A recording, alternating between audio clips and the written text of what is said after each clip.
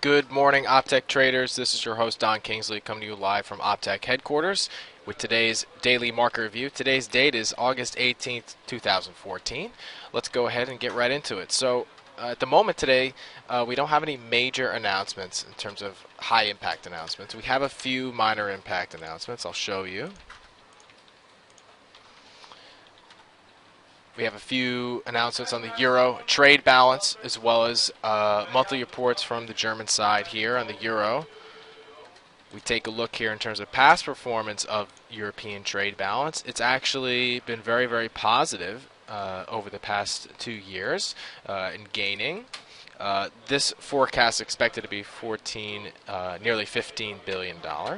However, the previous two announcements, actually previous 3 announcements, were negative. What can we expect?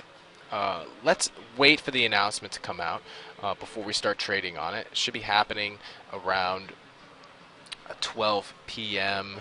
in terms of, let's see, Eastern Standard Time. Let's take the GMT and adjust our clocks here for everyone. Okay, so it should be happening around 10 in the morning. What else do we have? We have PPI inputs and outputs for New Zealand dollar. We have Housing Market Index coming up at 3 o'clock GMT for the United States. Positive announcements in terms of previous performance here. But these are all minor announcements. Let's focus on what's happening this week, because we have a lot of major announcements happening this week. Later on Tuesday, we're going to have a few announcements for CPI.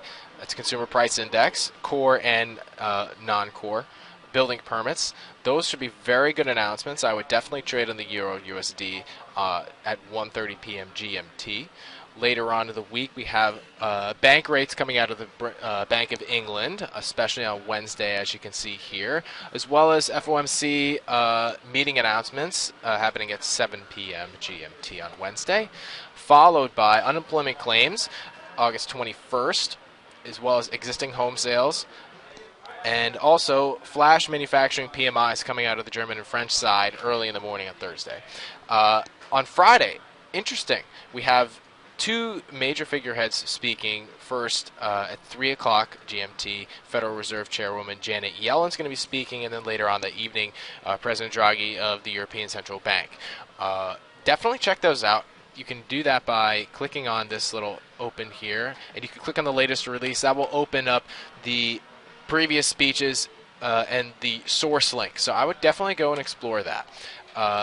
As far as coming up next week, Monday, looks like trade balance for the New Zealand dollar, new home sales for US dollar, and business climate coming from the German side for the euro. Now, let's go to some of our charts here and take a quick look and see what progress is going on. I want to focus on oil, specifically because of what's been going on in the Middle East, as well as the talks between Russia and Ukraine. As you can see, WTI crude position has dropped significantly.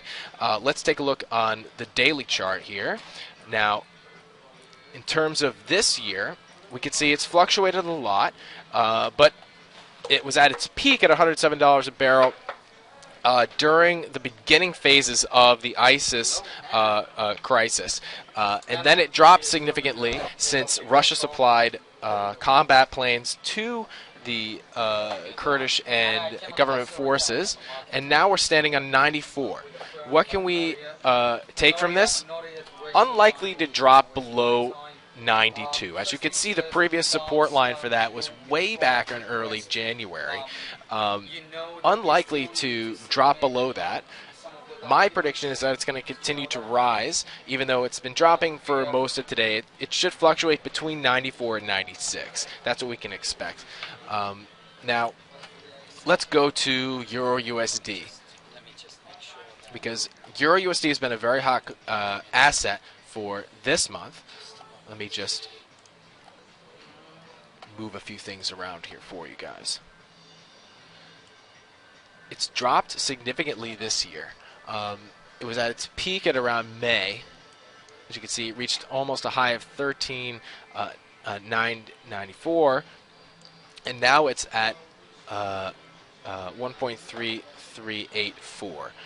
So will it drop below 1.3? That is the major question everyone's asking, because if it does, it's going to cause a significant effect on a number of other assets, as well as how we're going to be trading on euros and the U.S. dollar in the future. And what I've seen is for the past few weeks, or at least for the past week, it's been fluctuating between 1.34 and 1.33. My analysis says it's probably going to fluctuate with that for this week. Unlikely to break that because it's a very, very large gap as we zoom in here. Even if we go on the hourly chart, you can see it's been up and down in between those zones for a while. So if we see anything break below 1.3332, it's going to cause a support line that was created way back in the middle of July, as well as if it breaks up, it's going to cause something from early. That was on July 3rd when it peaked at around 1.3445. That was during the announcement of unemployment rate for the United States, 6.1%. So that's coming from that side. Now let's go to gold. Gold has been having an interesting performance this year. It's dropped significantly since, looks like, in September of last year.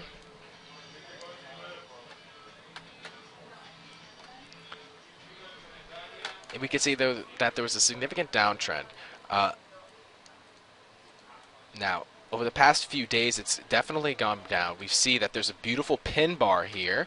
If you don't know what a pin bar is, definitely check out our webinars on Opteck.com under Academy and learn how pin bars are affecting future trends. But we can see a beautiful pin bar here and two red candles. Now, from this position, we could say that, as well as what the stochastic and RSI confirming it, that there's going to be a downtrend. So I would probably take the gold down to the end of the day. You can do that by going to the high-low option and then selecting the last time, probably around 2200 to 2300, and then take gold down. Right now, it currently is at, right on the nose, $1,300 an ounce.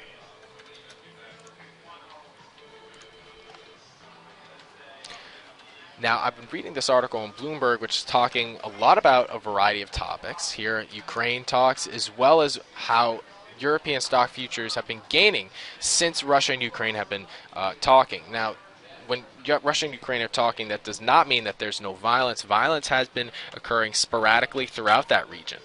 So keep in mind it's still volatile as far as European stocks are concerned. But what I would do is I would definitely take a look at this article. You can find it on Bloomberg. It's the first link here in terms of top news. Also, coming out of the United States, we see here on the overview, Dow Jones took a 50-point drop, down 0.3%. S&P also took a drop. Looks like FTSE for the British side is bumped up a bit. And you can see gold and oil have been taking drops as well. Silver, surprisingly, had a nice bump. So definitely go on Bloomberg, as well as Reuters or any other related sites that you gather your fundamental analysis. Definitely take a look because today's a great day to do your research since there are no major announcements. Get on the reading and start planning out your week in terms of trading, because we have a lot of great announcements, like I said before. So definitely set your filters, your times, and do your analysis. That's the Daily Market Review for today, August 18th, 2014. I'm your host, Don Kingsley, signing off. Happy trading, folks.